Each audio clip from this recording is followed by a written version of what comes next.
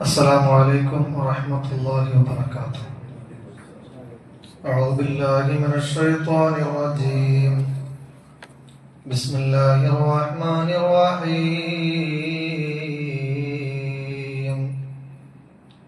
الحمد لله نحمده ونستعينه. اللهم صل على رسولك وحبيبك سيدنا ومولانا محمد. بسم الله الرحمن الرحيم. فأقم وجهك للدين حنيفا فطرة الله التي فطر الناس عليها لا تبديل لخلق الله ذلك الدين القيم ولكن أكثر الناس لا يعلمون. صدق الله العلي العظيم. ബഹുമാനമുള്ള സത്യവിശ്വാസികളെ, അല്ലാഹു സുബ്ഹാനഹു വ തആല ഇരു വീട്ടിലും വിജയിക്കുന്ന യഥാർത്ഥമായ വിശ്വാസികളിൽ മുത്തഖീങ്ങളിൽ നാം ഏവരെയും ഉൾപ്പെടുത്തി അനുഗ്രഹിക്കുമാറാവട്ടെ. നമ്മൾ ചെയ്യുന്ന എല്ലാ സ്വാലിഹായ അഅ്മാലുകളും അർഹമായ രൂപത്തിൽ പരിഗണിച്ചുകൊണ്ട് മതിയാകുന്ന പ്രതിഫലം നൽകി പടച്ച തമ്പുരാൻ നമ്മോട് കരുണ കാണിക്കുമാറാവട്ടെ. നമ്മിൽ നിന്ന് സംഭവിച്ചു പോകുന്ന തെറ്റുകുറ്റങ്ങളൊക്കെ വിട്ടുപുറത്ത് മാപ്പാക്കി അല്ലാഹു സുബ്ഹാനഹു വ തആല നമ്മോട് കരുണ പ്രദാനം ചെയ്യുമാറാവട്ടെ. നമ്മിൽ നിന്ന് മരിച്ചുപോയ ബന്ധുമിത്രാദികൾ, മാതാപിതാക്കൾ, പ്രിയപ്പെട്ടവർ എല്ലാവരുടെയും പരലോക ജീവിതം അല്ലാഹു സുബ്ഹാനഹു വ തആല റാഹത്തിലാക്കി കൊടുക്കുമാറാവട്ടെ. അവരുടെ മണ്ണറകൾ അല്ലാഹു തആല മണിയറകളാക്കി പ്രദാനം ചെയ്യുമാറാവട്ടെ. ബഹുമാനികളെ, നാം ജീവിക്കുന്ന സാമൂഹിക രാഷ്ട്രീയ സാഹചര്യങ്ങളെ കുറിച്ച് നാം ഒക്കെ ബോധവാന്മാരാണ്. പ്രത്യേകിച്ച് സോഷ്യൽ മീഡിയകളിൽ ഏകദേശം ആളുകളൊക്കെ സജീവമായ ഒരു പുതിയ കാലഘട്ടത്തിൽ പുതിയ വർത്തമാനങ്ങളും പുതിയ വിവരങ്ങളുമൊക്കെ അപ്ഡേഷനായി നമുക്ക് ഓരോ നിമിഷങ്ങളിലും ലഭിച്ചുകൊണ്ടിരിക്കുകയാണ്. ഇവിടെ നമ്മൾ ആലോചിക്കേണ്ട, ഇത്തരം സാഹചര്യത്തിൽ നമ്മൾ ചിന്തിക്കേണ്ട ചില കാര്യങ്ങളെ കുറിച്ചാണ് ഓർമ്മപ്പെടുത്താൻ ഉദ്ദേശിക്കുന്നത്. പുതിയ കാലഘട്ടത്തിൽ തിന്മകൾ ന്യായീകരിക്കപ്പെടുകയാണ്, അക്രമങ്ങൾ ന്യായീകരിക്കപ്പെടുകയാണ്, അനീതികൾ ന്യായീകരിക്കപ്പെടുകയാണ്. എന്ന് മാത്രമല്ല, അനീതികളും അക്രമങ്ങളും ന്യായീകരിക്കപ്പെടുന്നതോടൊപ്പം അത് സത്യമാണെന്ന് അറിയാതെ ജനങ്ങൾ വിശ്വസിച്ചു പോവുകയാണ്. അക്രമങ്ങളാണ് സത്യമെന്ന്, അനീതിയാണ് സത്യമെന്ന്, അധാർമികതയാണ് വേണ്ടത് എന്ന തലത്തിലേക്ക് സമൂഹത്തിന്റെ മനസ്സ് പതിയെ മാറിക്കൊണ്ടിരിക്കുന്ന ഒരു പ്രത്യേകമായ ഒരു സാഹചര്യത്തിലാണ് നമ്മൾ ജീവിക്കുന്നത്. ഈ ഭൂമിയിൽ ജീവിക്കുന്ന എല്ലാ മനുഷ്യരുടെയും പ്രകൃതി ഒന്നാണ്, ശരീരഘടനകളും ഒന്നാണ്. ആന്തരികമായ വികാരങ്ങൾ അതിലും വളരെ വലിയ സാമ്യമുണ്ട്. എല്ലാവർക്കും ഹൃദയമുണ്ട്, എല്ലാവർക്കും മജ്ജയും മാംസവുമുണ്ട്. അതേപോലെ തന്നെ ഹൃദയാന്തരങ്ങളിൽ സ്നേഹം, കരുണ, സഹാനുഭൂതി എല്ലാമുണ്ട്. പൊതുവിൽ മനുഷ്യ സ്വഭാവം ഒന്നാണ്. കണ്ണ്, കാത്, കാഴ്ച, ചിന്ത എന്ന് വേണ്ട മനുഷ്യന്റെ ശാരീരികമായ ഘടനയും മാനസികമായ ഘടനയും അതിൽ വളരെ വലിയ സാമ്യങ്ങളുണ്ട്. മനുഷ്യന്റെ നാക്ക് കൊണ്ട് സംസാരിക്കാൻ കഴിയും. എല്ലാ മനുഷ്യരും സംസാരിക്കും, എല്ലാ മനുഷ്യർക്കും ചിന്തിക്കാനും കഴിയും. എന്നാൽ നാക്കുള്ള ജീവജാലങ്ങൾക്ക് സംസാരിക്കാൻ കഴിയില്ല. തലച്ചോറുള്ള ജീവജാലങ്ങൾക്ക് ചിന്തിക്കാൻ, മനുഷ്യന്റെ അത്ര ചിന്തിക്കാൻ കഴിയില്ല. ഈ രൂപത്തിൽ വ്യത്യസ്തമായി മറ്റ് സൃഷ്ടിചരാചരങ്ങളിൽ നിന്ന് വളരെ വ്യത്യസ്തമായ ചിന്തയും ആലോചനയും ശരീരഘടനയും കൊടുത്തിട്ടാണ് അല്ലാഹു സുബ്ഹാനഹു വ തആല മനുഷ്യനെ സൃഷ്ടിച്ചിരിക്കുന്നത്. അത് ഈ ഭൂമിയിൽ അവന് ജീവിക്കാൻ ഉതകുന്ന രൂപത്തിൽ പ്രകൃതിപരമായ ഒരു സംവിധാനമാണ്. ആ ഒരു പ്രകൃതിയിൽ നിന്ന് മനുഷ്യൻ മാറുന്നിടത്താണ് അക്രമങ്ങളും അരാജകത്വവും അധാർമികതയും സംഭവിക്കുക. ഈ പ്രകൃതിയുടെ കൂടെ മനുഷ്യൻ ജീവിക്കുമ്പോഴാണ് അവൻ മനുഷ്യനാകുന്നത്. ഇതിലേക്ക് വിരൽ ചൂണ്ടുന്ന ഒരു വചനമാണ് സൂറത്ത് റൂമിലെ 30-ാമത്തെ വചനം, നാം ഓതിവെച്ച വചനം. ഫഅഖിം വജ്ഹക ലിദ്ദീനി ഹനീഫ. ആകയാൽ സത്യത്തിൽ നിലകൊള്ളുന്നവനായിട്ട് നീ നിന്നെ തന്നെ നിന്റെ ദീനിലേക്ക്, നിന്റെ മതത്തിലേക്ക് തിരിച്ചു വിടുക.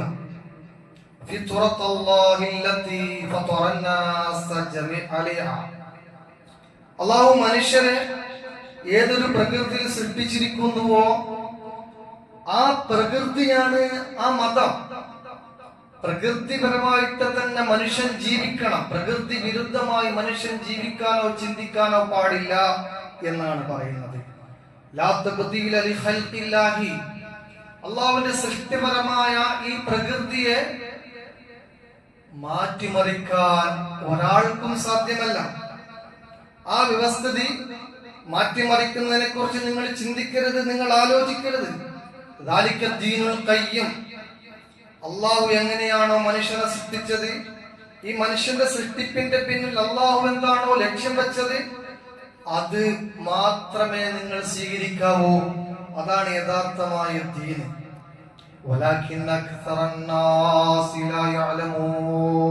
പക്ഷേ അധിക മനുഷ്യന്മാർക്കും ഈ ഒരു കാര്യം അറിഞ്ഞുകൂടാൻ ഖുർആൻ പറയാം. ഈ ഒരു കാര്യം അധിക മനുഷ്യരും ചിന്തിക്കുന്നില്ല, മനസ്സിലാക്കുന്നില്ല. സ്നേഹം, കരുണ, വിനയം, സഹാനുഭൂതി ഇവയെല്ലാം മനുഷ്യർക്ക് നൽകപ്പെട്ട ഏറ്റവും വലിയ അനുഗ്രഹമാണ്.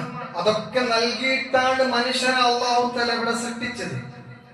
ഈ വികാരങ്ങൾ ഹൃദയങ്ങളിൽ ഉള്ളവർ മതത്തിന്റെ ആളുകളാണ്. അതാണ് ദാലിക ദീനുൽ ഖയ്യിം. അവനാണ് മനുഷ്യർ. ഹൃദയത്തിൽ സ്നേഹം വേണം, കരുണ വേണം, വിനയം വേണം, സഹാനുഭൂതി വേണം, മറ്റുള്ളവരോടുള്ള കരുതലുകൾ വേണം. ഇതാണ് മനുഷ്യന്റെ പ്രകൃതി. എന്നാൽ ഈ ഗുണങ്ങൾക്ക് പകരം അവിടെ അനീതി, അവിടെ അക്രമം, അവിടെ വെറുപ്പ്, അവിടെ വിദ്വേഷം, അരാജകത്വം, അധാർമികത എന്നിവ വെച്ച് പുലർത്തുന്ന മനുഷ്യർ നമ്മുടെ കൂട്ടത്തിലുണ്ട്. അവര് മനുഷ്യരല്ല, മനുഷ്യ രൂപങ്ങളാണ്. പൈശാചികതയാണത്. അവർക്ക് മനുഷ്യ രൂപങ്ങളായിരിക്കും. മനുഷ്യന്റെ ഫിത്റത്ത് എന്ന് പറഞ്ഞാൽ മനുഷ്യനെ സ്വാഭാവികമായും പടച്ചറപ്പ് സൃഷ്ടിച്ചു വെച്ചിരിക്കുന്ന ഗുണപരമായ കാര്യങ്ങൾ അവരിൽ നിന്ന് പ്രകാശിതമാക്കണം, അവരിൽ നിന്ന് പുറത്തു വരണം. ഇതാണ് പ്രകൃതിപരമായ രീതി. ഇതിന് വിരുദ്ധമാകുമ്പോൾ അത് പ്രകൃതി വിരുദ്ധമായിട്ട് മാറും. മനുഷ്യത്വത്തിന്റെ ഏറ്റവും വലിയ മാതൃകയിലൂടെയാണ് അധിക ആളുകളും ഉണ്ടാവുക. പക്ഷേ അവന്റെ ചെയ്തികൾ, അവന്റെ ചിന്തകൾ, അവന്റെ ആലോചനകൾ, അവന്റെ സാഹചര്യങ്ങളാണ് മൂല്യങ്ങളിൽ നിന്ന്, മനുഷ്യത്വത്തിൽ നിന്ന് അവനെ മാറ്റിമറിക്കുന്നത്.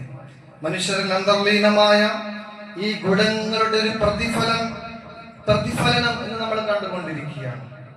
അതായത് പീഡിപ്പിക്കപ്പെടുന്ന, വംശഹത്യക്ക് ഇരയാക്കപ്പെടുന്ന ഫലസ്തീന ജനതയോടൊപ്പം ലോക മനസ്സാക്ഷി നിന്നുകൊണ്ടിരിക്കുന്ന കാഴ്ചയാണ് നാം ഇപ്പോൾ കാണുന്നത്. പ്രാകൃതരായ, മനുഷ്യത്വ വിരുദ്ധരായ, ലോക സാമ്രാജ്യത്വ ഭീകര ശക്തിയായ അമേരിക്കയ്ക്കും ഇസ്രായേലിനുമെതിരെ ലോക രാജ്യങ്ങൾ കൈകോർത്ത് പിടിക്കുന്ന അതിസുന്ദരമായ ഒരു കാഴ്ചയാണ് നമ്മൾ കാണുന്നത്. ഗസയിലേക്ക് മരുന്ന്, ബേബി ഫോർമുല, വെള്ളം തുടങ്ങിയ മാനുഷിക സഹായ വസ്തുക്കളുമായി ഗ്ലോബൽ സമൂഹ ഫ്ലോട്ടില്ല എന്ന കപ്പൽ കൂട്ടം ഇപ്പോൾ ഗസയിലേക്ക് അടുത്തുകൊണ്ടിരിക്കുന്ന വാർത്ത ഈ സോഷ്യൽ മീഡിയയിലും മറ്റുമൊക്കെ നമ്മൾ കണ്ടുകൊണ്ടിരിക്കുകയാണ്. 44 രാജ്യങ്ങളിൽ നിന്നുള്ള ആക്ടിവിസ്റ്റുകളും രാഷ്ട്രീയ നേതാക്കന്മാര്, സാമൂഹിക നേതാക്കന്മാര് ഒക്കെ ആ കപ്പൽ കൂട്ട ഫ്ലോട്ടിലുണ്ട് എന്നാണ്.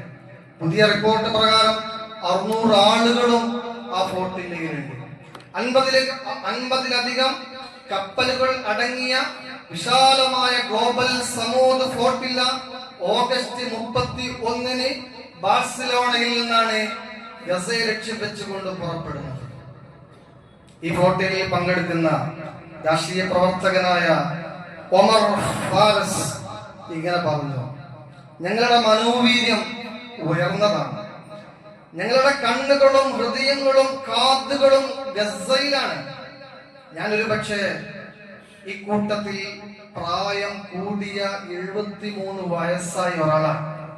ഞങ്ങളോടൊപ്പം 18 വയസ്സുള്ളവരുമുണ്ട്. ഞങ്ങൾ 44 രാജ്യങ്ങളിൽ നിന്നുള്ളവരാണ്. ഞങ്ങൾ സംസാരത്തിലും സംസ്കാരത്തിലും മതത്തിലും പ്രായത്തിലും ചിന്തയിലും വിശ്വാസത്തിലും വ്യത്യസ്ത പുലർത്തുന്ന ആളുകളാണ്. എന്നാൽ ഞങ്ങളെ ഒന്നിപ്പിക്കുന്ന ഒരു ഘടകമുണ്ട്, അത് മനുഷ്യത്വമാണ്. അതാണ് ഫിത്രത്ത് എന്ന് പറയുന്നത്. അല്ലാഹുവിന്റെ ഫിത്രത്ത്, മനുഷ്യത്വം. അത് പ്രകൃതി വിരുദ്ധമാണ്. പ്രകൃതിക്ക് ഇണങ്ങുന്ന രൂപത്തിൽ ചിന്തിക്കുകയും പ്രവർത്തിക്കുകയും ചെയ്യണമെന്ന വളരെ വലിയ ആശയമാണ് എന്ന വിശുദ്ധ ഖുർആന്റെ വാക്യം നമ്മോട് പറയുന്നത്, നമ്മെ പഠിപ്പിക്കുന്നത്. എന്നാൽ മനുഷ്യ പ്രകൃതിക്ക് വിരുദ്ധമായി ചിന്തിക്കുകയും പ്രവർത്തിക്കുകയും ചെയ്യുന്ന പ്രാകൃത സ്വഭാവക്കാർ ഇവിടെയുണ്ടാകും എന്ന സൂചനയും ഈ വിശുദ്ധ വാക്യത്തിലൂടെ നമുക്ക് മനസ്സിലാക്കാൻ സാധിക്കും. ആ പ്രാകൃത മനുഷ്യത്വ വിരുദ്ധരായ ആളുകളാണ് അമേരിക്കൻ സാമ്രാജ്യത്വവും അവരുടെ സൃഷ്ടിയായ ജൂതസിയോണിസവും. വ്യക്തമാക്കി പറഞ്ഞാൽ ട്രംപും നെതന്യാഹുവും അവരോടൊപ്പം ചേർന്ന് നിൽക്കുന്ന ആളുകളും അവരെ ന്യായീകരിക്കുന്ന ആളുകളും മനുഷ്യത്വ വിരുദ്ധരാണ്, പ്രകൃതി വിരുദ്ധരാണ് എന്നാണ് ഈ ഖുർആൻ നമ്മെ പഠിപ്പിക്കുന്നത്. നിങ്ങൾ നോക്കൂ, ഈ അവശ്യ വസ്തുക്കളുമായി ഗസയെ ലക്ഷ്യം വെച്ച് പോകുന്ന ഈ നല്ല മനുഷ്യർ ചെയ്തുകൊണ്ടിരിക്കുന്ന പ്രവൃത്തി എത്രമാത്രം മഹോന്നതമാണ്. അവർ ഗസയിലെ മനുഷ്യരുമായി കുടുംബ ബന്ധം പുലർത്തുന്നവരല്ല, വിശ്വാസപരമായി യാതൊരു ബന്ധവും ഉള്ള ആളുകളല്ല. നേരെ മറിച്ച് മനുഷ്യരാണ് എന്ന ഒറ്റ മൂല്യത്തിൽ നിന്നുകൊണ്ടാണ്. പക്ഷേ അവരെ ഗസയിലേക്ക് എത്താൻ അനുവദിക്കില്ല എന്ന് പറയുന്ന ഒരു മനസ്സിന്റെ ഉടമകളുണ്ടല്ലോ. ആലോചിച്ചു നോക്കൂ, എത്രമേൽ ഭീമത്സകമാണ് കാര്യങ്ങൾ. അവർ മാത്രമല്ല ഗസയിലേക്ക് അടുപ്പിക്കില്ല എന്ന് മാത്രമല്ല, അവർക്കെതിരെ ബോംബ് വർഷം ഡ്രോണക്രമം 2 തവണ നടത്തിയെന്നാണ് ന്യൂസില് പത്രത്തിൽ നിന്നൊക്കെ നമ്മൾ കാണുന്നത്. പക്ഷെ അതിലവർ പറയുന്ന ചില ന്യായങ്ങളുണ്ട്. അതാണ് നമ്മൾ ആലോചിക്കേണ്ടത്. എന്ത് തിന്മയും എന്ത് അധാർമികതയും ചെയ്തുകൊണ്ട് അതിന് ന്യായം പറഞ്ഞാൽ ന്യായം സത്യമാണെന്ന് വരുത്തി തീർക്കാൻ മീഡിയകൾ ഉപയോഗിക്കുന്ന ഏറ്റവും വലിയ തന്ത്രമാണ് അവർ ആവിഷ്കരിച്ചു കൊണ്ടിരിക്കുന്നത്. ഹമാസിനെ സഹായിക്കാനാണ് അത്രേ ഫ്ലോട്ടിൽ വരുന്നത്, അതുകൊണ്ടാണ് ഞങ്ങൾ ബോംബ് വർഷിക്കുന്നത് എന്ന്. ഹമാസ് എന്നത് പേര് മാത്രമാണ്. ഹമാസ് അവിടെ ഇല്ലായിരുന്നുവെങ്കിൽ ഈ ചെറുത്തുനിൽപ്പ് അവിടെ നടക്കില്ല എന്നുള്ളത് എല്ലാവർക്കും അറിയാം. എല്ലാവരും കുറ്റപ്പെടുത്തുക അങ്ങനെയാണ്.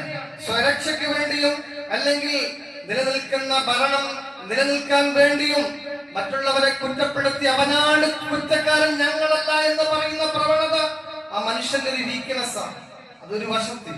മറ്റൊന്ന്, ഏത് തിന്മയും ചെയ്യാൻ ഏതൊരു അക്രമിയും മുന്നിൽ ഒരു ന്യായം വെക്കുമെന്നുള്ളതാണ്. ഹമാസിനെ ഉദ്ദേശിച്ചിട്ടാണ് ഫ്ലോട്ടിൽ വരുന്നത്, അതുകൊണ്ടാണ് ഞങ്ങൾ ഹമാസിനെ നശിപ്പിക്കാൻ ഫ്ലോട്ടിലേക്കെതിരെ ബോംബിടാൻ തയ്യാറാകുന്നത്, ഡ്രോണാക്രമണങ്ങൾ നടത്താൻ തയ്യാറാകുന്നത് ന്യായമാണ് പറയുന്നത്. എന്താണ് ഫലസ്തീൻ അക്രമത്തിന്റെ കാരണം? ഹമാസിനെ ലക്ഷ്യം വെച്ചിട്ടാണെന്ന് പറയുന്നത്. ഹമാസാണോ ലക്ഷ്യം? ചിന്തിച്ചു നോക്കൂ. ഹമാസല്ല ലക്ഷ്യം. ഫലസ്തീൻ എന്ന ഭൂമിയെ പൂർണ്ണമായും ഇല്ലായ്മ ചെയ്യുക എന്നുള്ളതാണ് ലക്ഷ്യം. അറേബ്യൻ നാടിനെ പൂർണ്ണമായും ഇല്ലായ്മ ചെയ്ത് അവർ വിശ്വസിക്കുന്ന വാഗ്ദത്ത ഭൂമിക്ക് വേണ്ടിയുള്ള ഒരു പ്രവർത്തനങ്ങളാണ് നടത്തിക്കൊണ്ടിരിക്കുന്നത്. പക്ഷേ ചില പ്രവർത്തനങ്ങൾ ചെയ്യുമ്പോൾ സമൂഹത്തിന്റെ കയ്യടി കിട്ടാനും ആളുകളുടെ അംഗീകാരം നേടിയെടുക്കാനും വേണ്ടി അവർ മുന്നോട്ട് വെക്കുന്ന ചില ന്യായങ്ങളുണ്ട്. ആ ന്യായങ്ങൾ പച്ച നുണകളായിരിക്കും. ഈ ന്യായീകരിക്കപ്പെടുന്ന തിന്മകളെയാണ് നാം തിരിച്ചറിയേണ്ടത്, നാം മനസ്സിലാക്കേണ്ടത്. ലോകത്ത് നടക്കുന്ന ഇത്തരം അക്രമ പ്രവർത്തനം പോലെ തന്നെ ധാരാളം അരാജക പ്രവർത്തനങ്ങൾ നമ്മുടെ നാട്ടിൽ നടക്കുന്നുണ്ട്. നമ്മൾ ശ്രദ്ധിക്കാതെ പോവുകയാണ്. നമ്മുടെ സോഷ്യൽ മീഡിയയിലൊക്കെ സജീവമാവുന്നു. കേരളത്തിലെ ഏറ്റവും പുതിയൊരു ട്രെൻഡായി ഇപ്പോൾ മാറിയിരിക്കുന്നത് എന്താണെന്ന് ചോദിച്ചാൽ 2 മുസ്ലിം പേരുള്ള പെൺകുട്ടികളുമായി ബന്ധപ്പെട്ട വിവാദങ്ങളാണ്. ബിഗ് ബോസ് എന്ന ഏറ്റവും വൃത്തികെട്ട ഒരു പ്രോഗ്രാം ഉണ്ട്. ഏറ്റവും വൃത്തികെട്ട പ്രോഗ്രാം. മനുഷ്യന് ഗുണമുള്ള ഒന്നും അതിലില്ല. ഈ മനുഷ്യനെ, ഈ സമൂഹത്തെ, യുവതയെ എങ്ങനെ നശിപ്പിക്കാം എന്ന് മാത്രം ആലോചിക്കുന്ന, പക്ഷെ ആക്ടിവിസ്റ്റുകളൊക്കെ അതിനെ പങ്കാളിത്തം വഹിക്കുന്നു എന്ന് വെക്കുമ്പോ അവർക്ക് പണം കിട്ടും. പക്ഷെ സമൂഹത്തിന് നഷ്ടമാണ്. നമ്മുടെ മക്കളെ നമുക്ക് നഷ്ടപ്പെടും. ലെസ്ബിയൻ എന്ന ഓമന പേരിട്ടിട്ടാണ് കപ്പിൾസ് എന്നൊക്കെയാണ് പറയുക. പെണ്ണും പരസ്പരം കല്യാണം കഴിച്ചതിനെ മഹത്വൽക്കരിച്ചുകൊണ്ട് അവരെ എഴുന്നള്ളിക്കുകയാണ്. ആദ്യം ആലോചിക്കേണ്ടത് പ്രകൃതി വിരുദ്ധമാണ്. പെണ്ണും തമ്മിലുള്ള കല്യാണം പ്രകൃതി വിരുദ്ധമാണ്. ആണും തമ്മിലുള്ള ലൈംഗിക ബന്ധം പ്രകൃതി വിരുദ്ധമാണെന്ന് ആർക്കാണ് അറിഞ്ഞുകൂടാത്തത്? പക്ഷേ ആദ്യം അതിനെ സാമാന്യവൽക്കരിച്ചു. ഇതിനൊരു ഘട്ടമുണ്ട്. ആദ്യം ഇങ്ങനെയുള്ള ലെസ്ബിയൻ ബന്ധങ്ങളെ സാമാന്യവൽക്കരിച്ചു. പിന്നെ അത് സാധാരണമായ ഒരു അവസ്ഥയിലേക്ക് മാറി. പിന്നെ അതിനെ മഹത്വവൽക്കരിച്ചു. ഇപ്പോൾ അതിനെ എതിർക്കുന്നവർ പ്രാകൃതരായിട്ട് മാറി. അതാണ് അവസ്ഥ. ഇതിനെ ചോദ്യം ചെയ്ത നിഷ്കളങ്കയായ ഒരു വീട്ടമ്മയോട് കയർത്തുകൊണ്ട് കേരളത്തിലെ ഏറ്റവും വലിയ ആക്ടർ എന്നൊക്കെ വിശേഷിപ്പിക്കപ്പെടുന്ന ഒരാൾ ചോദിച്ച ചോദ്യം, നിങ്ങൾ ഏത് കാലത്താണ് ജീവിക്കുന്നത് എന്നാണ്. അതോ പെണ്ണും കല്യാണം കഴിക്കണം എന്നതിനെ മഹത്വവൽക്കരിച്ചുകൊണ്ട് അതിനെ എതിർക്കുന്നത് പ്രാകൃതമാണെന്നാണ് പറഞ്ഞു വെക്കുന്നത്. ആലോചിച്ചു, ആരാണിത് ചെയ്യുന്നത്? മുഖ്യധാരാ മാധ്യമങ്ങൾ. ആരാണ് ഇതിന് നേതൃത്വം കൊടുക്കുന്നത്? അഭിനേതാക്കന്മാര്. അതിനെ ന്യായീകരിച്ചുകൊണ്ട്, ഈ തിന്മയെ ന്യായീകരിച്ചുകൊണ്ട് അവര് ഈ തിന്മയുടെ വ്യാപനം ഇവിടെ നടത്തിക്കൊണ്ടിരിക്കുകയാണ്. എന്നാൽ നമ്മൾ ആലോചിക്കേണ്ടത്, ഇത് പുരോഗമനമാണോ? പെണ്ണും തമ്മിലുള്ള കല്യാണം പുരോഗമനമാണോ?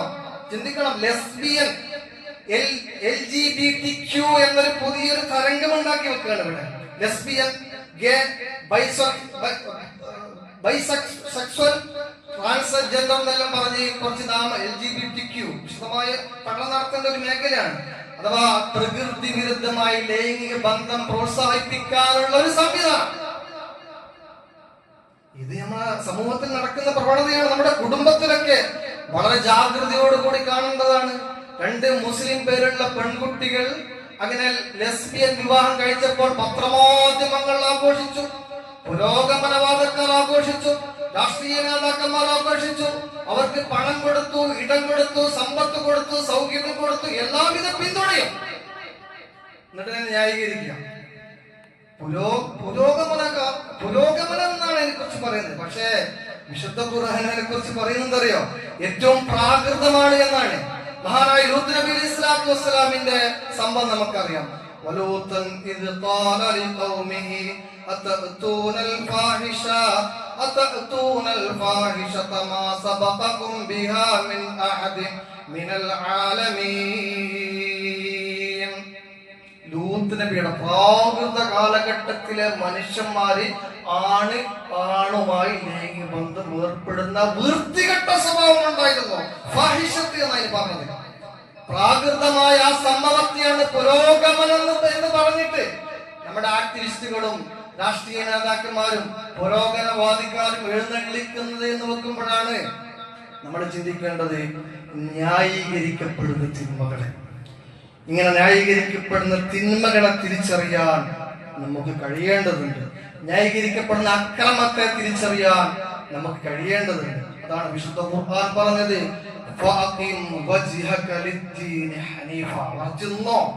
ഈ ദീനിൽ ഉറച്ചു നിന്നോ. തിന്മകൾ ധാരാളം ഉണ്ടാകും, തിന്മകളുടെ വാഹകരാകും, തിന്മകൾക്കെതിരെ ശബ്ദങ്ങൾ അടയും, അല്ലെ? അക്രമം, അവിടെ നടക്കുന്ന ഫലസ്തീൻ അക്രമങ്ങൾക്കെതിരെ ശബ്ദിക്കേണ്ടവർ ശബ്ദിക്കുന്നില്ല. അപ്പൊ നമ്മള് അത് ന്യായമാണെന്ന് വിചാരിക്കാൻ പാടില്ല.